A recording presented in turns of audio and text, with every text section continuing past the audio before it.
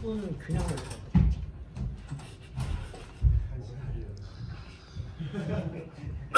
켜져 있어? 다 모였으면 시작하시죠. 녹화해도 돼요? 네, 했어요. 시작했어요 이미. 그러면 다음 세션 진행하도록 하겠습니다. 시작할까요? 네, 네. 시작해주세요. 네. 네, 안녕하세요. 저는 VCNC의 프레스라고 하고요. 네, 저는 오늘 안드로이드 APK와 그리고 안드로이드의 런타임에 대해서 설명을 드릴 거고요. 솔직히 말하면 내용이 약간 어렵고, 그리고 사실은 이제 저희가 앱 개발하는 거와 관계없는 실제로 그 빌드의 결과물들 이런 거에 대한 얘기라서 꼭 아이폰을 하시는 분들이어도 그리고 들어서 뭐 이렇게 나쁠 거는 없을 그런 주제라고 생각을 하고요. 네, 시작해보도록 하겠습니다. 오늘은 일단 APK의 구조에 대해서 좀 설명을 해드릴 거고요. 그 다음에 APK의 보안 관련된 문제들, 그리고 APK의 다른 포맷들, 그리고 이제 실제 안드로이드 런타임, VM에 관련된 얘기들과 실제 앱이 실행되기까지의 과정에 대해서 한번 살펴볼 거예요. 일단 먼저 APK부터 봅시다. 일단 APK는 이제 안드로이드에서 저희가 이제 앱을 개발해서 실제로 떨궈진 결과물 파일이고요. APK라는 파일은 실제로는 이게 그냥 집 포맷이라서 압축을 저희가 그냥 확장자만 바꿔가지고 풀면은 내부 구조를 다 볼 수가 있고요. 정확히는 집 포맷에서 더 나아가서 자바의 그냥 자 파일의 포맷을 따르고 있고요. 거기에서 약간 안드로이드에서 변형을 한, 그래서 실제로 자바를 했던 분들에게는 꽤 익숙한 포맷이라고 볼 수 있고요. 저희가 주로 당연히 개발할 때는 그래들로 빌드를 하게 되어 있고, 물론 그래들 말고도 다른 많은 빌드 툴들이 있고요. 하지만 지금 거의 다 사정이 됐고 이제 그냥 그래들만 쓰시면 되고요. 딴 거 쓰시는 분들 아마 피하는 게 좋을 거예요.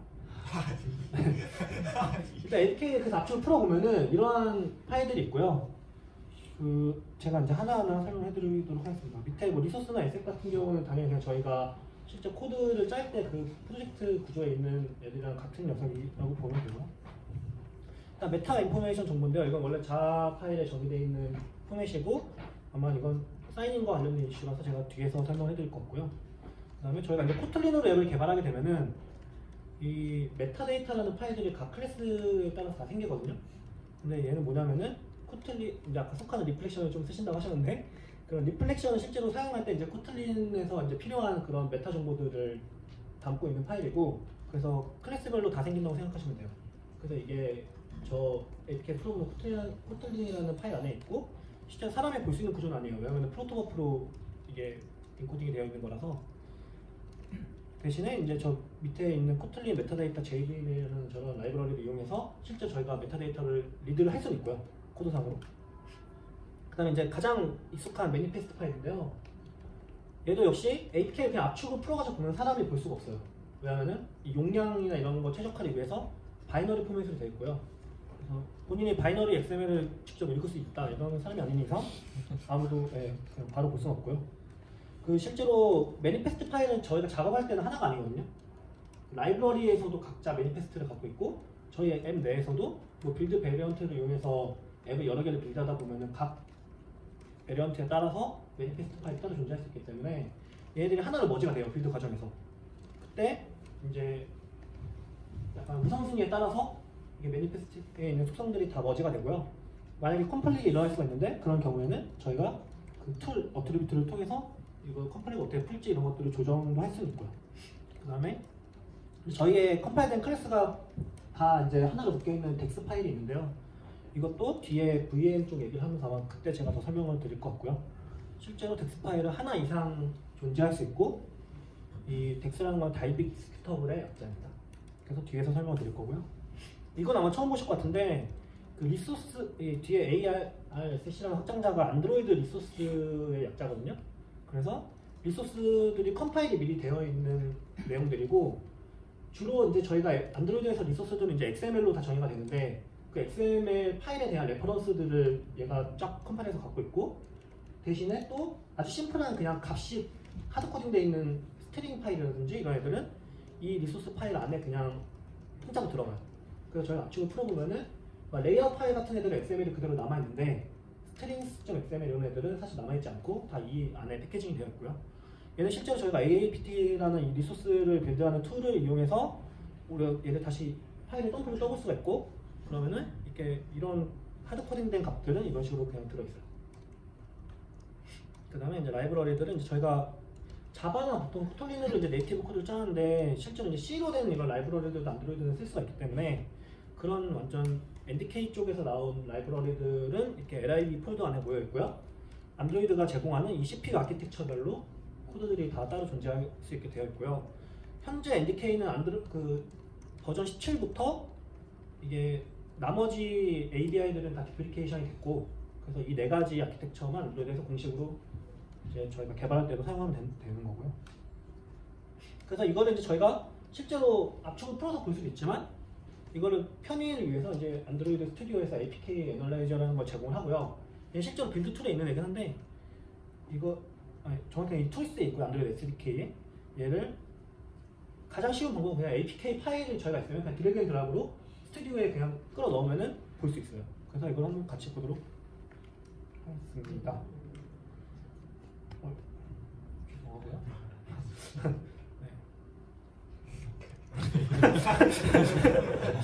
저거 약간 뒤에 하려고 했던 건데. 네, 이렇게 드래그만 해보면 이거 좀 타다 앱이고요.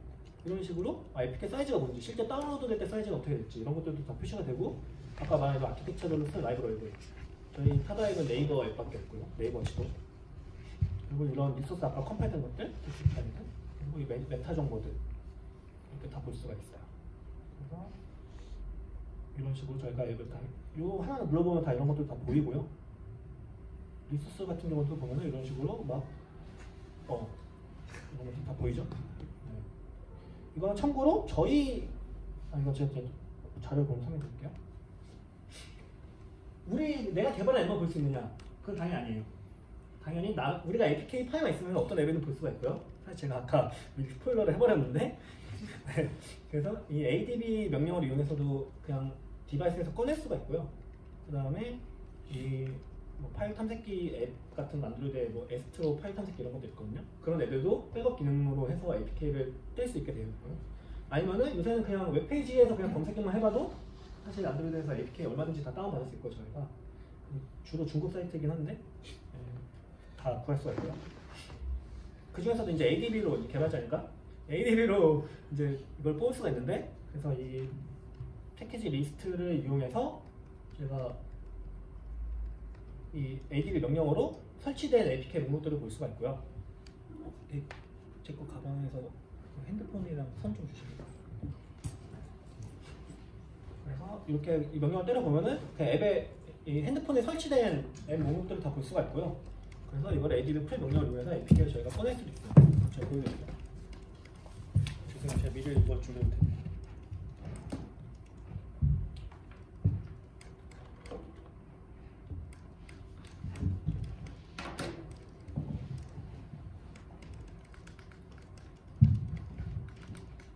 네, 잘 연결됐고요.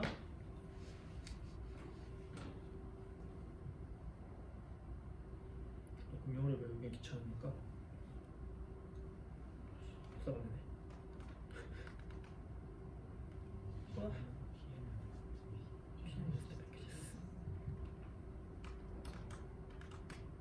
이렇게 하면은 깔린 게 다 보이죠? 근데 이게 사실 시트넷까지 다 보이기 때문에 얘를 저희가 직접 깐 서드파티 앱들을 보면은 이런 식으로 여기 타다 드라이버, 소카앱 패키지가 이렇게 대문자가 포함되어 있네요. 이런 것도 다 볼 수가 있고요. 여기 보면은 이 APK의 파일 이 경로가 나와 있거든요. 이 base.apk 해서 여기까지가 아마 경로일 거예요. 이 앞에 있는 부분이 데이터부터 해서 이 경로들을 가지고서 제가 ADB 풀을 하면은 실제로 앱을 빼낼 수가 있어요. ADB 풀에서 이 파일 경로를 가지고, 그래서 이거를 제가 빼낸 것이 소카 앱을 빼냈고요. 제 디바이스에서. 그래서 얘를 똑같이 돌려서 보겠습니다. 보면은 소카입도 이렇게 볼 수 있고요. 소카입은 텍스트 파일이 3개가 있어요. 그리고 파이어베이스 이런 거 잘 쓰고 있고요. 패브릭도 쓰고 있고요. 이런 식으로 다 파악을 할 수가 있습니다. 네, 그렇고요. 근데 이런 이제 APK 파일은 어쨌든 이제 저희가 마켓에 올리고 이렇게 할 건데 보안적인 걸 신경을 써줘야겠죠. 그래서 이런 쌓이는 방법들이 있고요. 현재 스킨이 V3로 되어 있는데 얘네들은 서로 이제 하위 호환이 돼요. 그래서 사실 V3 이런 것들은 이제 최신 폰에서나 최신 OS나 인식할 수 있기 때문에 그렇지 않은 하이 버전을 위해서 이런 하이 호환성이 완벽하게 다 고려가 되어 있고요. 그래서 저희는 지금 그냥 그래드를 빌드하면 V3 스킨으로 빌드가 될 건데 어쨌든 그 디바이스에 따라서 알아서 안드로이드가 잘 관리를 해주고요. V1에 보면은 얘는 그냥 자 파일의 기본 그 사인드 자라는 게 있어요. 자 파일에서 그래서 그냥 그 포맷에 따라서 그냥 사이닝이 되어 있는 거고요. 그래서 얘들은 이 모든 엔트리들을 다시 한번 얘네들이 돌면서 뭔가 체크성 같은 걸 체크해요. 그래서 성능이 그렇게 좋지는 않고요. 그래서 아까 제가 APK 중에 약간 설명 안 하고 넘어갔던 부분이 있는데 메타 INF라는 폴더가 있거든요. 제가 보여드릴게요. 스튜디오에서. 네, 이 폴더에 있는 이런 파일들 중에 이 SF 파일 이런 파일들이 이 사이닝 정보들을 담고 있는 거고요. 그래서 각 파일별로 다 이렇게 뭔가 SHA-256으로 된 다이제스트 해싱 값들이 다 들어있고요. 실제로 이거를 이제 다 안드로이드 라이브러리 설치할 때 이런 걸 다 체크해봐서 이게 뭔가 안 맞으면 아 뭔가 APK가 변조됐구나 이런 것들을 체크하게 되는 거고요. 그래서 이런 파일들이 있습니다. 근데 이제 이게 V2로 넘어오면서 얘는 이제 안드로이드 7이죠. 누가부터 이거 바뀌었는데 이렇게 이 집 엔트리 이 기존의 집 포맷을 건드리지 않고 집 엔트리가 끝난 이 뒤쪽에다가 사이닝 블럭 하나 더 추가해가지고 얘를 이용해서 뭔가 체크를 하는 거예요. 그래서 뭔가 모든 파일을 다 뒤지지 않고도 뭔가 할 수 있게 뭔가 잘했다고 해요. 궁금하시면 링크 들어가서 보시면 되고요. V3 같은 경우는 이제 얘는 또 파이부터 지원이 되는 건데 사이닝 키가 하나가 아니라 여러 개의 키를 가지고서 또 앱을 사이닝 할 수 있게 하다 보니까 얘로 사이닝된 앱을 또 하나 더 사이닝하고 이런 식으로 이렇게 중첩될 수 있게 되어 있는 키 로테이션 구조를 지원하게 되어 있고요. 그래서 이것도 궁금하시면 들어가서 보세요. 저 사실 무슨 말인지 잘 모르겠고요. 그래서 이 사이닝 베리피케이션 같은 거 보면은 얘들이 그냥 내가 인식할 수 있는 그냥 최신 시그네처로 할 수 있으면 그냥 그걸로만 체크하고 끝이에요. 얘를 실패했다고 해서 뭔가 다시 V2로 체크해보고 V2로 체크가 실패했는데 또 V1을 해보고 이런 게 아니고요. 그냥 알고 있는 그냥 가장 최신의 시그니처 정보를 해서 바로 그냥 베리피케이션을 진행하고 성공하면 앱을 그냥 폰에 깔아주는 거예요. 그렇죠? 자, 근데 이런 APK 파일은 문제가 하나 있는데 용량 제한이 있어요. 구글 플레이 업로드 할 때 용량 제한이 있고요. 아마 우리가 만들면서 지금까지 넘기기는 쉽지 않았을 텐데 하다나 스쿼 같은 앱이 그 100메가로 제한이 있는데 이거는 실제 파일 사이즈가 아니고 유저한테 전달될 수 있는 그 다운로드 사이즈의 제한인 거고요. 100메가라는 거. 이거를 이제 해결하기 위해서 많은 방법들이 존재해요. 기본적으로 프로가들 예전에는 현재는 R8이고 얘네들을 이용해서 뭔가 코드의 클래스 파일을 막 이름을 줄인다든지 안 쓰는 파일들을 없앤다든지 이런 식으로 해서 용량을 줄이고요. 뭐 리소스를 줄이는 것도 마찬가지고 아니면은 리소스 컴피그라고 해서 구글 플레이 같은 라이브러리를 넣으면은 모든 국가의 언어의 스트링 같은 게 다 포함이 돼야 돼. 그래서 그런 것들이 사실 우리가 만약에 한국어만 지원하는 서비스다. 굳이 뭐 영어 파일 필요 없어. 이러면은 한국어만 넣으면 좋겠죠? 앱에. 그런 것들 이렇게 필터링 할 수가 있고요. 그 다음에 뭐 이미지를 좀 더 압축률이 좋은 이미지로 사용하게도 할 수 있고 제일 좋은 거는 이제 웹피라든지 벡터 이미지를 써서 이미지 응용을 줄이는 게 사실 가장 좋고요. 그렇지 않은 방법들 중에 대표적인 게 APK를 나누는 거예요. 가능한 거는 그 시스템의 DPI별로 나눌 수가 있고요. 그 다음에 CPU 아키텍처별로 나눌 수 있어요. 그 아까 말한 C로 SO 파일 같은 경우 용량이 굉장히 크기 때문에 아키텍처 4개를 생각하면 용량이 4배가 되는 거겠죠? 거의. 그래서 그거를 아키텍처별로 빌드를 할 수가 있고요. 그럼 실제로 APK 스플릿을 이용해서 빌드를 하면 이런 식의 막 파일 네임으로 APK가 떨궈지는데 이거 다 업로드하면 되는 거예요. 그래서 얘네들은 대신에 그냥 통짜로 합쳐진 APK도 존재는 하겠죠? 그래서 걔들은 같은 버전일지라도 저희가 버전 코드를 쪼개야 돼요. 그래서 유니버셜한 APK 같은 경우는 버전 코드를 좀 더 낮게 해야 만약에 그 아키텍처로 덮어씌울 수가 있는 거죠. 이런 구조로 되어 있고요. 이건 아마 저희가 다룰 일이 거의 없을 건데 실제로 게임 같은 경우 이제 유니티로 개발하고 이런 게임 같은 경우는 리소스가 굉장히 크잖아요. 그래서 약간 익스펜션 파일이라는 게 있어요, APK에. 그래서 얘는 최대 2개까지만 지원이 가능하고 메인 파일과 패치 파일로 이루어져 있고요. 각각 2기가까지는 아니에요. 굉장히 크죠? 포맷은 보통 zip, pdf, mp 뭐 아무튼 여러 가지를 지원하는데 얘들은 실제로 이제 안드로이드가 OBB라는 파일로 변환을 하고요. 그래서 이 익스펜션 zip 라이브러리 같은 걸 이용해서 코드상으로 이제 동적으로 그 라이브러리를 가져다가 그 리소스에 익스펜션을 설치된 경로에서 리소스를 가져다가 쓸 수 있게 되는 거고요. 그래서 이런 애들은 어차피 동적으로 다운로드가 되는 거다 보니까 반드시 앱에서 이 리소스가 다운이 제대로 됐는지를 체크하는 로직 같은 게 꼭 필요해져요. 그리고 이제 얘는 사실 익스펜션 상관없고 이제 요새 이제 스토리 대신에 이제 권장되는 방식이고 앱 번들이라는 게 있죠. 아마 이제 소카는 지금 이제 검토를 하고 있는 것 같더라고요. 그래서 타다는 아직 지원 안 하고 있고요. 그 다이나믹 딜리버리를 이제 지원하는 가장 최신 앱 포맷이고, 얘는 이제 좋은 게 얘로 사용하면 유저한테 다운로드 가능한 용량이 150메가로 제한이 늘어나요. 앱 번들을 쓰면. 그래서 좀 더 많은 그 사이즈의 큰 앱을 지원할 수가 있고요. 앱 번들의 익스텐션 안드로이드 앱 번들이라고 해서 AAB 파일로 이렇게 되어 있는 건데, 얘는 앱에서 그냥 앱에다 넣고 설치할 수 있는 포맷은 아니에요. 그래서 얘를 APK로 변환을 해야 되고, 그래서 그 과정을 지원해준 게 원래 구글 플레이가 알아서 지원해 주는 거고요. 우리가 만약에 이걸 테스트를 하려면은 로컬에서 뭐 번들 툴 같은 걸 이용해가지고 APK로 떨구거나 내가 원하는 아키텍처에 맞춰서, 아니면은 이 인터널 앱 쉐어링이라고 해서 최근 구글 I/O 때 공개가 된 그냥 APK를 업로드해서 그냥 URL로 앱을 다운받을 수 있게 구글 플레이가 지원하는 기능을 이용해서 앱을 올리고 그냥 그 링크를 눌러서 다운을 받으면 되고요. 이 앱 번들을 쓰면 이제 저희가 다이나믹 피처라고 해서 아까 익스펜션 파일도 저희가 동적으로 다운받아지는 포맷이라고 했는데, 그것처럼 기능에 처음부터 유저한테 이 클래스 같은 게 전달되는 게 아니라 유저가 실제 그 기능을 쓰려고 할 때 동적으로 그 기능을 지원해주는 이제 다이나믹 피처가 생겼거든요. 이것도 지원하려면 앱 번들을 이용하면 되고요. 인스턴트 앱이라고 해서 구글 플레이에서 바로 그냥 앱이 접근 가능한, 그러니까 설치하지 않고 실행할 수 있는 포맷이 있거든요.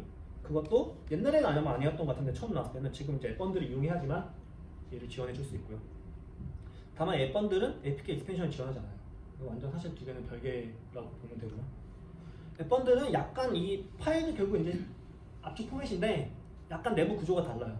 보시면은 잘 보이시는지 모르겠는데 그 매니페스트 같은 게 원래는 압축 파일에 그냥 루트에 그냥 있는데 이런 게 폴더 안으로 들어가 있고요. 매니페스트도 텍스트 파일도 마찬가지고. 그래서 얘도 한번 저희가 뒤로 나왔네. 네. 그래서 일단 구조를 먼저 한번 보면요.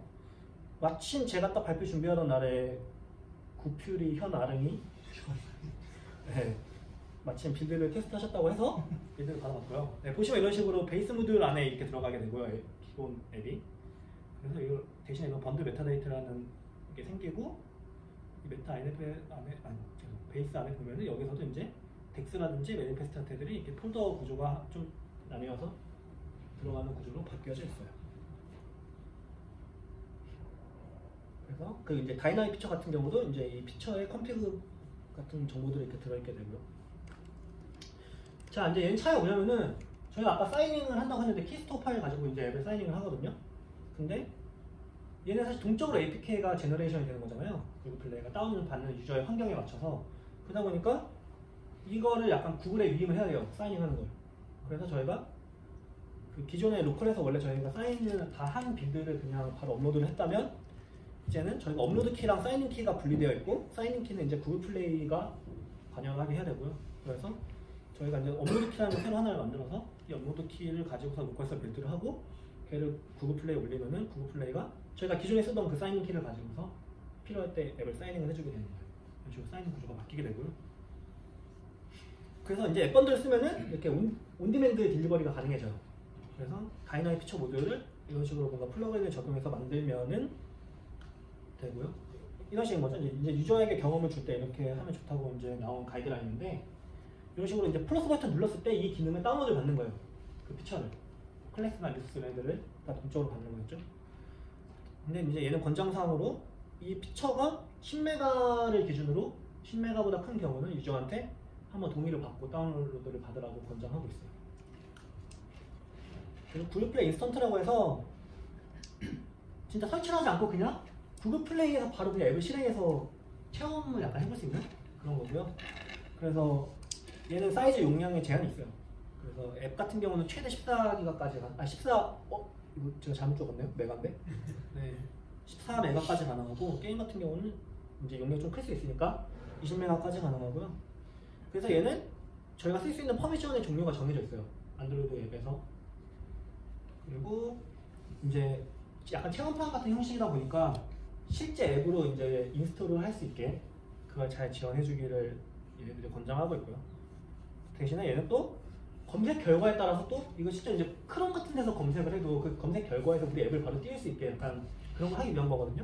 그래가지고 그래서 우리가 뭐 소카 앱이야. 그러면 뭐 페어링을 뭐 예약하는 페이지로 바로 보낼 수도 있고, 어떤 주소를 유저가 검색했을 때, 아니면은 뭐 그냥 내가 카니발을 검색했어. 그러면 카니발을 빌리는 뭔가 페이지로 가고 싶을 수도 있고, 그런 식의 검색 결과에 따라 다른 딥링크를 제공해서 바로 유저가 체험을 해볼 수 있게 만들 수가 있고요.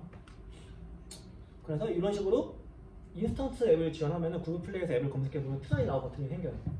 그래서 이걸 바로 실행이 되고요. 그러면은 이제 이런 식으로 인스톨 버튼 같은 것도 따로 둬서 실제 정식 앱으로 갈아 끼울 수 있게 이런 걸 제공하고 하고 있고요.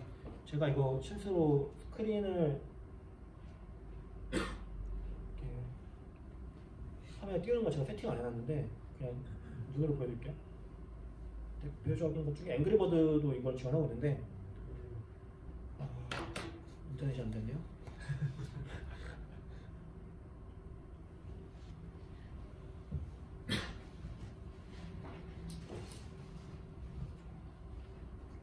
네, 제 폰에 앵그리버드가 깔리는 게 아니고요. 여기 보시면 버튼이 왼쪽에 흰 버튼이 하나 더 있거든요. 여기. 그래서 사용해보기를 누르면은 바로 이렇게 앵그리버드가 떠요. 그래서 진짜로 플레이를 이렇게 막 해볼 수 있어요. 좋죠? 네, 이렇게 하고서 그럼 여기도 보면 얘네들은 이제 다운로드 나오라고 해서 원래 메인 앱을 다운로드 받으라고 이런 식으로 제공하죠. 그래서 이런 유저에게 재미난 경험도 줄 수가 있습니다. 주로 이런 것들은 이렇게 게임의 체험판이라든지 아니면 뭔가 저희가 퍼블릭하게 정보를 약간 보여줄 수 있는 그런 앱들 있잖아요. 뭐 레시피가 됐다든지 막 그런 집 부동산이라든지 이런 앱들이 많이 지원을 하는 것 같고요. 많이는 아니고 몇몇 앱들이 약간 정말 구글에 약간 제안을 받아서 뭔가 만든 게 아닐까 싶은데 그래서 이런 앱들이 한 게 있습니다. 그래서 일단은 제가 APK 관련된 부분들에 대해서 좀 설명을 해드렸고요. 그러면 이번에는 바로 또 시간이 없으니까 VM 관련된 부분 좀 넘어갈게요. 자, 이거는 이제 안드로이드에서 이제 버추얼 머신은 이제 달빅이라는 걸 쓰고요. 저희가 앱을 자바로 개발하지만 안드로이드의 VM은 JVM이 아니에요.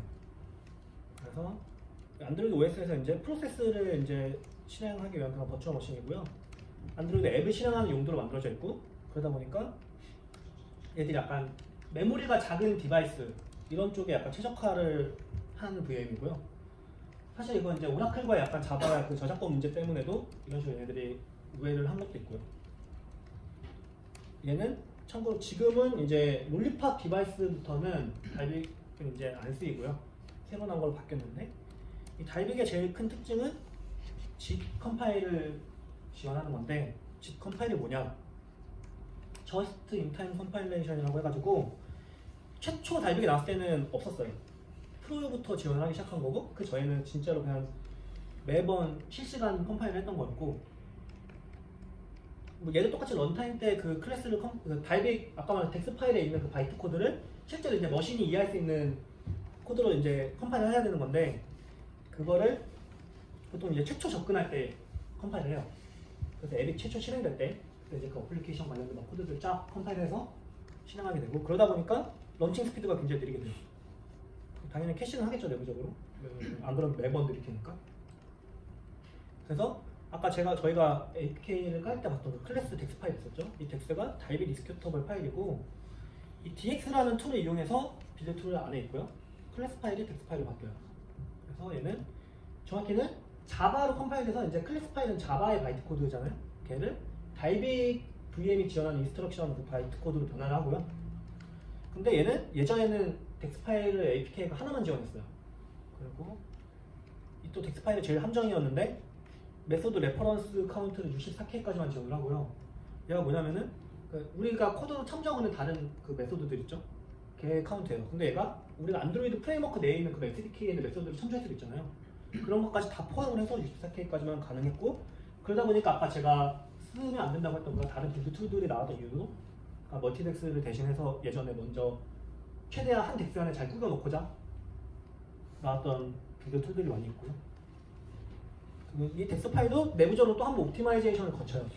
그래서 이제 공통으로 쓰이는 상수 이런 것들을 이제 또 하나로 막 스태틱 풀에 묶고 이런 것들이 있는데, 그래서 이 덱스에 아주 어떤 인스트럭션이 있고 이런 것들을 궁금하시면 사실 안드로이드 공식 가이드에 잘 정리되어 있고요. 이 덱스 파일 어쨌든 클래스 파일이잖아요. 우리가 실제로 짠 코드 파일인데, 얘는 디스어셈블이 가능해요. 그래서 우리가 원래 소스 코드를 거의 약간 유추할 수가 있고요. 대표적으로 아까 보여드렸던 APK 애널라이저도 가능하고 덱스덤프라는 빌드 툴에 있는 그냥 툴을 이용해서 CLI에서도 가능하고요. 그리고 APK 툴이라고 해서 안드로이드에서 보통 이제 디컴파일 할 때 가장 많이 쓰이는 툴인데 이게 이제 애널라이저 나오면서는 사실 이제 안 써도 무방한 녀석이긴 하고 아니면 이 덱스 파일을 직접 자파일로 바꾸는 툴도 있어요. 그래서 이런 애들을 이용해서 저희가 역셈블을 할 수가 있는데 얘는 이제 법적 이슈가 걸리기 때문에 저희가 잘 주의해서 해야 돼요. 아무 앱이나 막 했다가 고소당할 수 있기 때문에 네, 그래서 이런 저작권법에 따르면은 저희가 뭐 이런 내용들이 있어요. 그래서 잘 읽어보시고 만족한다 하면은 이제 그 앱은 까셔도 되고요. 저희 타다와 소카 앱은 다 까도 됩니다. 왜냐하면 이용약관에 없거든요. 그래서 제가 브라우저를 잠깐 열면 이거 때문에 안 되네. 잠깐 끌게요.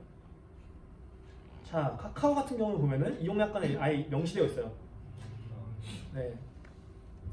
역설계하거나 소스코드의 추출을 시도하는 등 이런 행위를 하지 말라. 됐죠? 저희도 이제 이런 거를 명시를 해놔야 사실 앞장한 건데. 네, 그래서 어쨌든 자, 저희는 가능하죠? 저 앱으로 보여드리겠습니다. 네, 소카로 하면 되고요. 네, 여기 텍스 파일들 있죠? 이 텍스에 누르시면은 이거 APK 애널라이저예요. 여기에 뭐 소카 패키지가 보이네요. 소카 어플리케이션이 있어요. 그러면은 얘를 더블 클릭하면 여기 외치면 안 되지.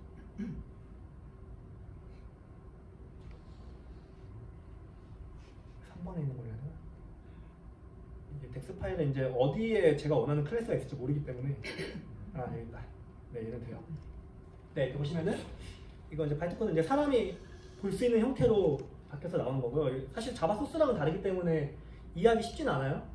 자, 근데 보시면은 사실은 저희가 개발자이기 때문에 좀만 잘 공부하면 읽을 수 있거든요. 이 파일들은 잘 보시면은 소카는 어플리케이션 코드에서 init reactive x, init notification 이런 것도 잘 하고 있네요. 네, 파이어베이스를 추계하고 있고 이런 것들 다 볼 수 있고요. 실제로 얘는 이제 여기서 보여주는 이 사람이 읽을 수 있는 포맷은 어떤 포맷이냐면은 적어놨는지 모르겠네. 여기 이 스말리라고 부르는 이 사람이 읽을 수 있는 포맷으로 이게 변환이 되어 있는 거고요. 얘는 APK 툴을 이용해서 풀어도 볼 수 있어요. 자, 그래서 제가 타다 앱을 APK 툴로 미리 풀어놨고요. 여기 보시면 이제 스말리라는 폴더 안에 이렇게 클래스들이 쫙 나오는 거예요. 얘를 그냥 저희가 자연스럽게 열어서 한번 열어보시면은 이런 식으로 아까 본 거랑 똑같게 나오죠. 그래서 얘를 읽을 수가 있고요. 이게 이제 보기 힘들기 때문에 물론 이거 이제 많이 해보신 분들은 잘 읽겠지만 사실 어셈블리 코드 보면 똑같잖아요. 그래서 이런 텍스투자 같은 걸 이용해서 아예 텍스트 파일을 자파일로 만들면은 자파일 뷰어 같은 게 그냥 있어요. 그래서 보면 오히려 우리가 휴먼 리더블하게 더 진짜 실제 소스 코드 같은 형태로도 볼 수 있고요. 그래서 보시면은 많은 재미난 정보들을 사실 앱을 까보면 알 수 있게 돼요. 자, 근데 아까 달빅에서는 메소드 카운트에 제한이 있다고 그랬어요. 6만 5천 개의 제한이 있고, 근데 이거 사실 웬만한 애들 이거 다 넘을 수밖에 없거든요. 특히 이제 페북 이런 데들은 우버 이런 애들 보면 막 최종으로 결과물이 텍스트 파일이 막 11개씩 나오고 말이에요. 10몇 개씩 나오고. 그렇기 때문에 당연히 이걸 넘길 수밖에 없는데, 이거를 실제로 이제 롤리팝부터는 이게 완전 VM이 바뀌었기 때문에 문제가 없는데, 그 예전 버전에서는 그럼 이걸 어떻게 해결했느냐. 그래서 안드로이드에서 멀티덱스라는 걸 만들었고요. 멀티덱스는 쓰는 건 진짜 쉬워요. 할 거 진짜 없고, 어플리케이션에 그 컨텍스트 어태치 할 때 그냥 멀티덱스.inst 콜 하나만 해주면 알아서 다 해주는 거예요. 자, 근데 얘가 어떻게 동작하느냐 궁금하잖아요? 그거는 제가 뒤에서 설명을 드릴 겁니다. 그리고 이제 그래서 이제 달빅의 이 문제점들을 개선하기 위해서 ART라는 게 나왔고요. 얘는 롤리팝부터 이제 달빅을 대체했는데 실제로는 키캣에서 처음 공개가 됐고요. 그때는 개발자 옵션을 켜가지고 저 유저가 둘 중에 하나를 고를 수가 있었어요. 그런데 이제는 완전 바깥 취계가 됐고, 하이 호환성을 위해서 달빅이 쓰는 그 바이트 코드를 그대로 써요. 그러다 보니까 그냥 텍스트 파일을 그대로 쓴다고 생각하시면 되고요. 이제 가비지 컬렉션을 포함한 많은 개선 사항들이 일어났는데, 가장 대표적으로 이제 중요한 키워드는 AOT라는 다른 컴파일 방식이에요. 아까 달빅은 GC라는 저스트 인 타임 컴파일을 한다고 했는데, 얘는 어헤드 오브 컴파일이라고 해서 아까 실행할 때 컴파일 한다고 했잖아요, 달빅은. 근데 얘는 그게 아니라 인스톨 시점에 미리 하겠다는 거예요. 그러면은 이제 앱의 성능을 좀 더 향상시킬 수 있겠죠. 그래서 디바이스에서 직접 온 디바이스에서 앱을 다운로드 받은 다음에 설치하는 과정에서 이런 과정을 거쳐가지고 이런 포맷으로 바꾸고요. 대신에 얘는 미리 컴파일해서 그 결과물을 다 저장하고 있다 보니까 스토리지를 더 많이 차지하게 되거든요. 그런 단점이 있고, 그래서 이런 비교한 이미지인데 별거 없어요. 그냥 텍스트 파일이 이렇게 변환된다. ART랑 달빅일 때. 차이점을 살짝만 보면은 달빅이 당연히 인스톨 빠르겠죠? 인스톨 시점에 아무것도 안 하니까. 그리고 그래도 시스템 부트 타임도 빨라요. 그리고 용량도 적게 쓰고. 다만 ART는 앱 속도가 빨라지고 배터리를 더 적게 쓰고요. 왜냐면 실시간으로 컴파일 계속 안 하니까. 그리고 GC 같은 게 더 좋아졌고 멀티덱스를 기본으로 지원을 하게 됩니다. 자, 그래서 근데 이것도 하다 보니까 이제 용량을 또 많이 차지하게 되고 또 단점이 결국 있는 거예요. 그래서 누가부터 얘가 다시 또 과거로 약간 해결을 해서 하이브리드로 바뀌었고요. 그래서 짓을 다시 도입했어요.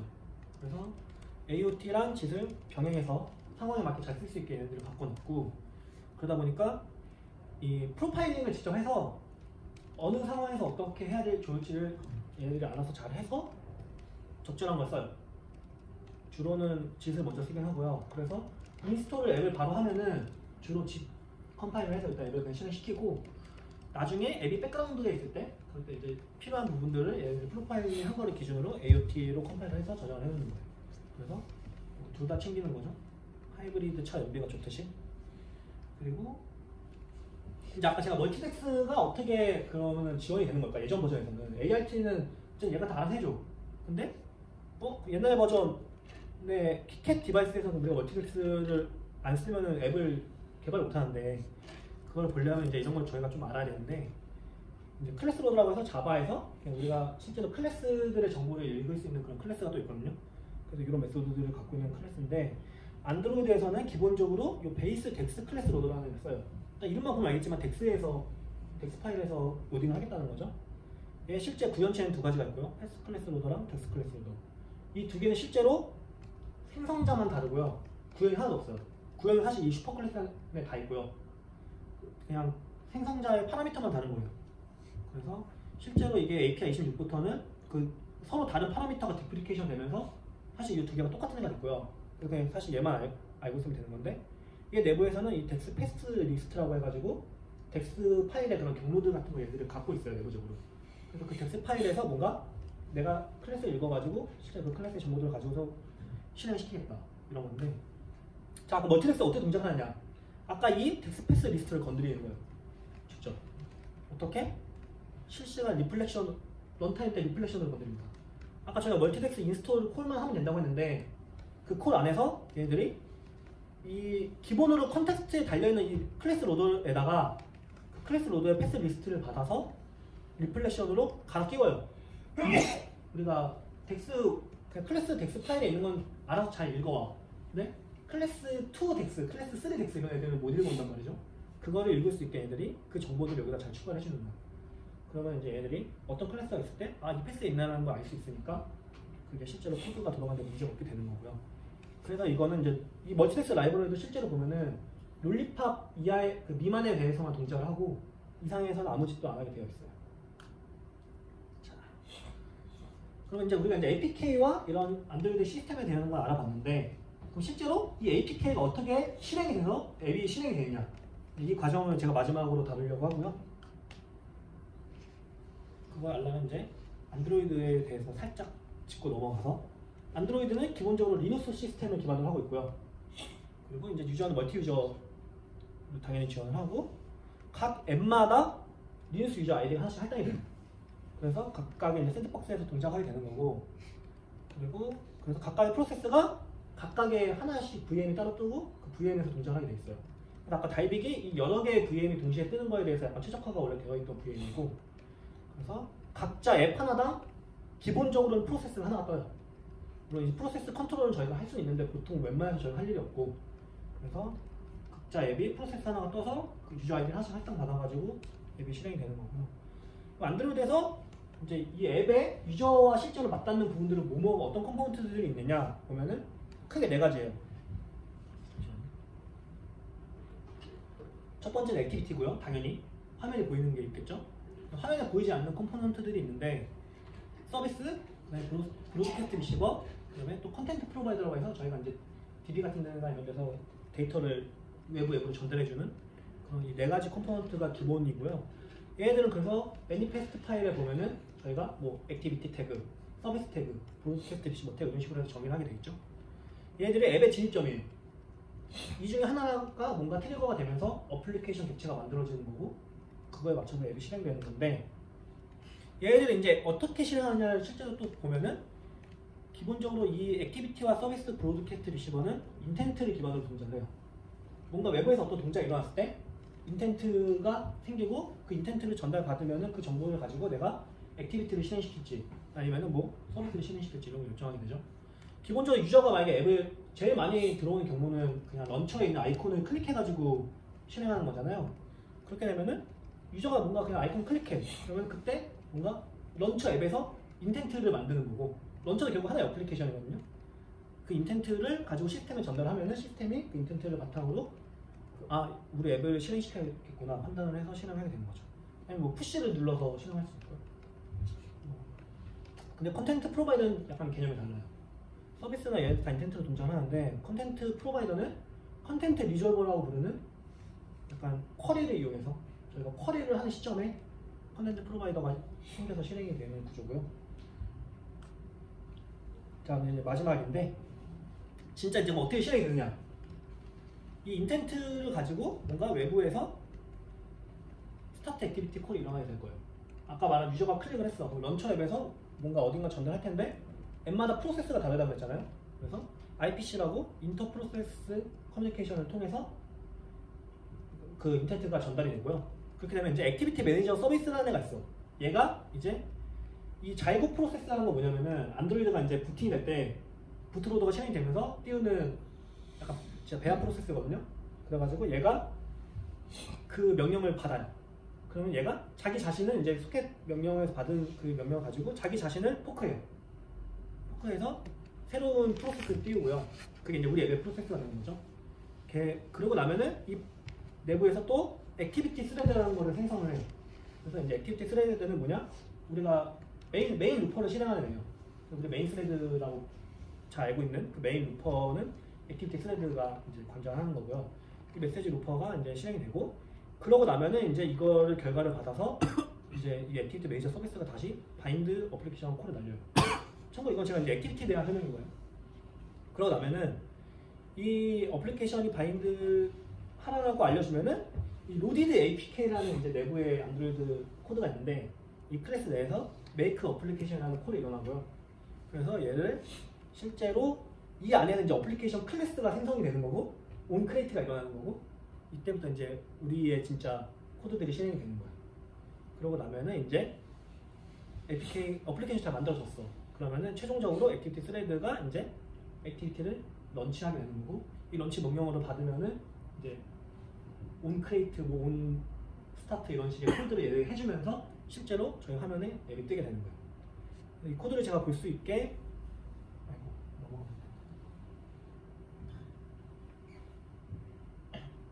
제가 이 것들을 다 갖고 왔는데 렌더링 코드가 엄청 길어서 네, 이게 액티비티 매니저 서비스의 코드고요. 잘 보이시나요? 네. 여기 보면 프로세스.스타트 이런 콜들 내리죠. 이 프로세스 이거 실제 이제 우리 앱에서 뭔가 그 처음에 클릭 일어났을 때 인텐트를 받은 거고 이 액티비티 서비스가 이제 프로세스를 시작하라는 명령을 이렇게 때리게 되는 거예요. 그러고 나면은 이 자이꽃 이닛 안에 있는 이 메인 메소드가 불리면서 이제 얘 내부적으로 이제 막 포크가 따지고 실행이 되는 거고 아 잘 됐어. 그러면 이제 액티비티 스레드가 실행이 돼서 메인 루퍼를 실행을 시키게 되는 거고요. 이렇게. 그리고 나면은 이제 또 어플리케이션을 생성을 하는 콜이 들어오겠죠? 여기 보면 이제 스레드 바인드 어플리케이션 콜이 다시 액티비티 매니저 서비스가 해주고요. 그래서 이런 바인드 어플리케이션 콜이 일어나면은 실제로 이 로디드 APK라는 클래스를 보면 얘가 이제 메이크 어플리케이션이라는 콜을 하면서 이 안에서 이제 저희가 알고 있는 그런 준비물들이 여기서 뭐 이제 클래스도 이런 것도 당연히 다 필요할 테고 그걸 가지고서 막 만들고 뭐 이런 것들 하게 되는 거예요. 그러고 나면 이제 최종적으로 이제 액티비티를 런치를 시키면 되겠죠. 런치를 시키면은 이제 얘가 펑션 런치 액티비티를 할 건데 그래서 이제 요 내부를 이제 또 따라가 보면은 여기서 이제 막 온크레이트 콜 해주고 막 이런 것들이 이제 여기 쫙 일어나는 거예요. 그래서 이런 과정을 거쳐서 앱이 유저 눈에 보이는 과정으로 따라가게 되는 겁니다. 그래서 우리가 크래시 리틱스 같은 걸 보게 되면은 크래시 리포트 같은 걸 보면은 실제로 그런 정보들의 이 순서들이 다 보여요. 특히 이제 액티비티 크리에이트 같은 데서 만약에 크래시가 나면은 이제 이런 식으로 대놓고 잘 보이게 되는데 자이고딘이 해서 액티비티 스레드가 메인 루퍼에서 뭐 받아서 런치 액티비티를 하고 퍼폼하고 이런 것들이 다 보이죠. 이런 스택 트레이스가 있는 게 앱이 실행되는 과정이 이렇게 눈에 보이고 있는 거예요. 네, 제 발표는 여기까지입니다.